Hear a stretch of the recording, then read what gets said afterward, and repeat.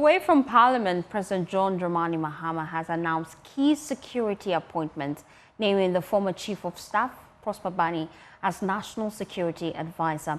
Mr. Bani, known for his expertise in governance and strategic planning, previously served as the Interior Minister during Mahama's earlier administration. Now, in addition, Mahama has also appointed retired Commissioner of Police, COP Kofi Boakye, as Director of Operations at the presidency, alongside two other appointments. Well, these decisions were detailed in a press statement signed by Felix Kwakye-Ofosu, the acting spokesperson for the president. Now, on your screens now, we put together just a quick profile of these individuals, just to let you know who they are and what they bring to the table. Now, let me start with the National Security Appointee profile, Prosper Douglas Kweku Bani, National Security Advisor to the President. Let's look at his educational background. He has a bachelor's degree in arts, political science, and sociology. He has a master's degree in development studies, politics, and development strategies. He also has international development studies from Masters of Art, Comparative Politics and Government.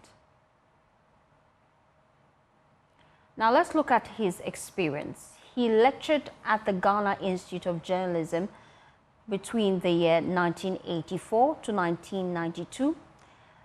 He was an international aid and development manager. He's also the former Chief of Staff of Ghana, former Minister for Interior, senior manager and specialist in international peace building and development processes for the United Nations. Now, let's look at the President's nominee for Director of Operations at the Presidency, COP Nathan Kofi Boakye. Now, his educational background, he has a degree in political science at the University of Ghana. He attended the Ghana Police Academy. He has a master's degree in criminology at the University of Cambridge. Now, he also has quite a long experience when it comes to security. He was the Ashanti Regional Police Commander in the year 2001. Now, if you recall, the controversial issue that came up as far back as 2005 up to 2006, the famous apprehension of notorious criminal Atai, who was a hardened criminal. And if you're young, you would not remember this, but for some of our old individuals, they would know how notorious this individual was, and he actually played a key role in making sure that Atai was apprehended and is currently behind bars. He was Director General of the Ghana Police Service Operations in the year 2005, and so many have applauded him for ensuring the arrest of Atai and subsequent prosecution. Let's look at his experience. He was Director General of Central Investigation Department for the CID in the year 2014. In 2017, he was Director General of Research and Planning for the Ghana Police Service. He is a key member of the oral team, which the President commissioned. And so we're looking at his experience so far. Another key individual that the President has nominated is DCOP Abdul Usman Razak. He has been nominated for the National Security Coordinator position. And let's look at his educational background. He has advanced studies in security and public administration. He, at some point, was course director at Kofi Annan International Peacekeeping Training Center. He has a master's degree in philosophy. That is Charles Kipo. He is the Director General of National Intelligence Bureau. Now, we're looking at his education right now. He has a master's degree in philosophy and in global leadership at UPSA. He also holds a master's degree in conflict resolution. He is one that has held the position of an analyst at National Security Council.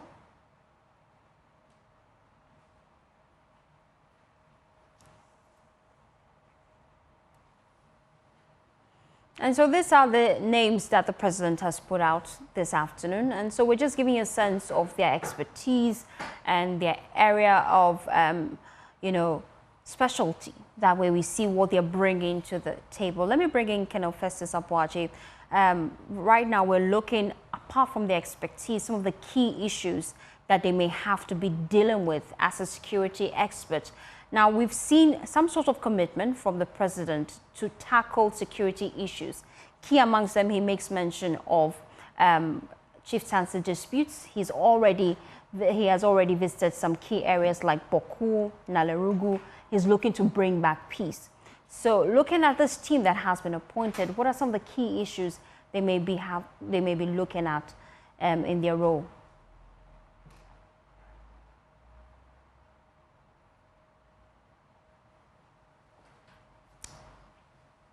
Colonel, I'm wondering how critical are the roles of National Security Advisor and the Director of Operations when it comes to shaping security and governance in the country? Can you hear me? Loud and clear now. Initially, I couldn't. The roles are critical, extremely critical, simply because there are several agencies in different institutions, all of which contribute to national security and the intelligence gathering and analysis.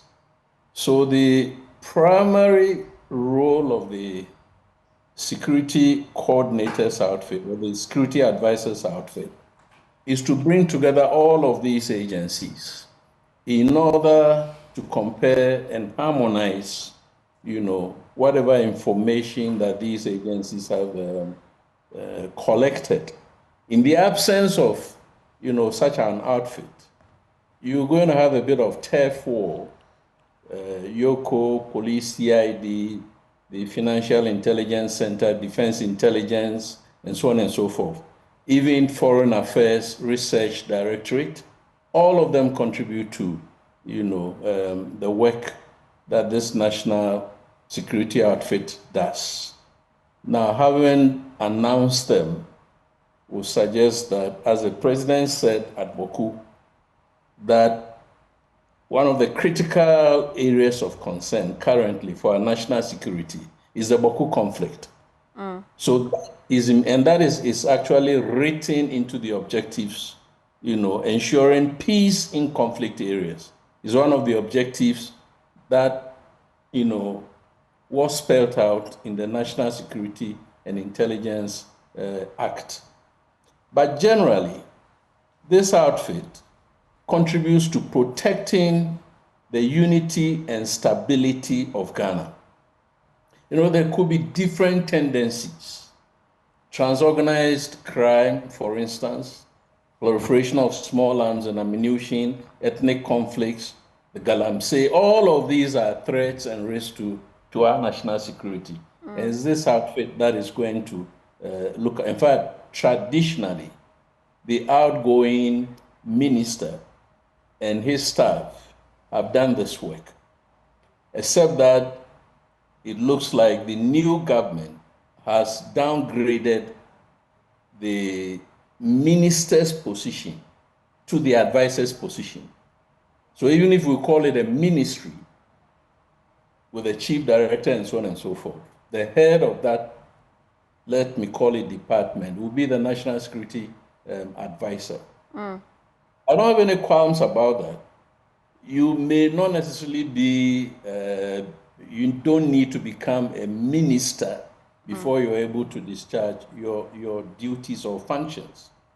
For me personally, the one thing that concerns me is the unconstitutional manner in which this national security outfit was enlarged and expanded, i.e., the presence of an armed unit under the direct command and control of the security advisor or the minister.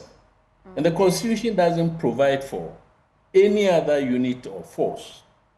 So ordinarily, any resource that this national security outfit needs must either go as a request to the IGP or as a request to the CDS, one of the first things I want to see happening is the demilitarization of the national security outfit.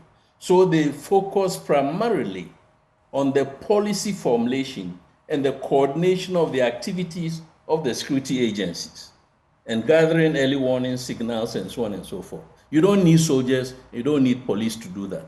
But where there are physical threats, then as a product of the analysis that this outfit does, a directive will be issued to either the police or the military to do that.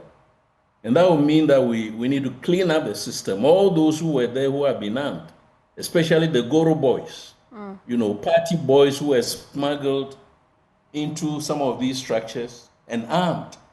They must all be identified and disarmed and demobilized, if I could put it that way. But I don't know these personalities. I know COP Kofi Boachi on TV only. Honorable Prosper Bani, I know him remotely.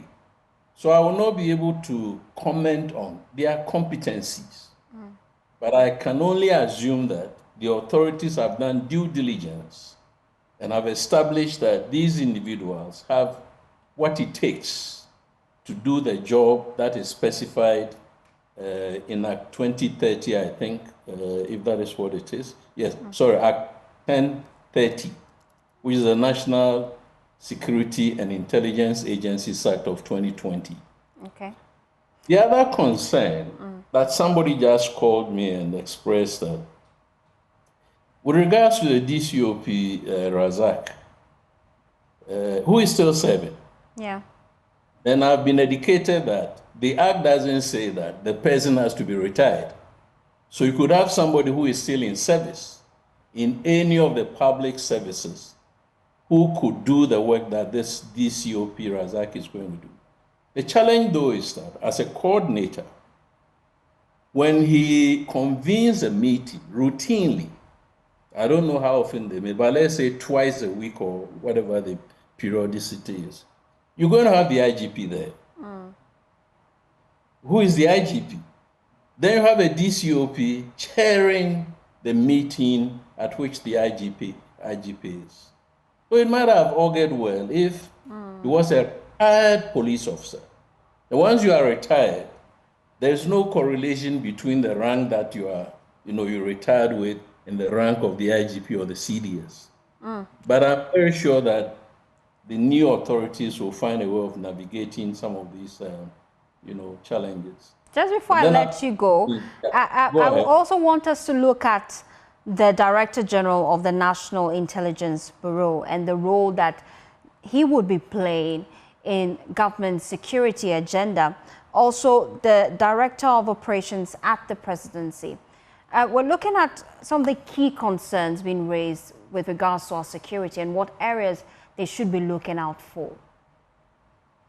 Well, the practice, the best practice, is that because there is a plethora of security and intelligence agencies in all jurisdictions, the rationale is then to have a national security coordinating outfit. So whether there is a national security or security advisor at the presidency, which there was, my own good friend, Brigadier General Ochre, was a presidential advisor. But wherever they are, if they attend these meetings, they attend in order that the information they have will be coordinated, collated, and synthesized in order to get a common security and intelligence picture, which then informs an executive directive that, as I've suggested, might go to the police, or for that matter, any of the agencies, YOCO, Police, CID, Defense Intelligence, Financial Intelligence Center, and so on and so forth. I don't see the contradiction. We need to follow what we have been practicing. So in any jurisdiction, you have the traditions that have been established, which include the practices, and then you have the law. So the practices and the traditions actually concretize whatever the law has stipulated. The removal of a minister, indeed, previously there was no minister. Again, my very good friend, Dr. Amu, for instance, during the President Kufuor's time, was a national security advisor. And then you had this gentleman, Honorable Francis Poku, as the national security minister. There were tensions during that era. And oh dear, we seem to have lost connection to Colonel Festus Awaji. We can speculate that there could be tensions. It takes leadership to resolve those tensions in order that we downplay or we address whatever turf wars, might arise because somebody coming from the presidency will feel superior to, everybody else and so on. Now, I'm wondering, what are the key challenges you foresee that these appointees may likely face, given the current political climate and the security concerns you have mentioned?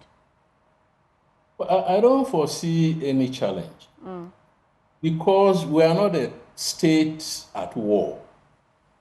We have security issues, Boko being one, the sporadic armed robberies and so on and so forth, and but the outgoing government has managed them until this time. So it's up to the new group of national security officers to take over, review the plans that existed, and then go ahead with whatever new plans or strategies that they may have. Funding may also be a challenge because intelligence and security work cost a lot of money. Sometimes that money is misapplied, by the officers who handle some of these operations, taking girlfriends, whatever, drinking beer, those kinds of things. But otherwise, I should think that given the importance, the critical importance of security and intelligence, the government will prioritize the budget for the national security outfit so that there wouldn't be any gaps, in the security work and in the intelligence gathering work.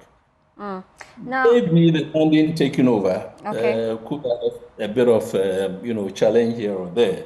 But I've been told that there is a technical process. For instance, we have not heard of the revocation. So we assume that the Minister for National Security, Honorable Kandapa, is still Minister for National Security. There must be a revocation order.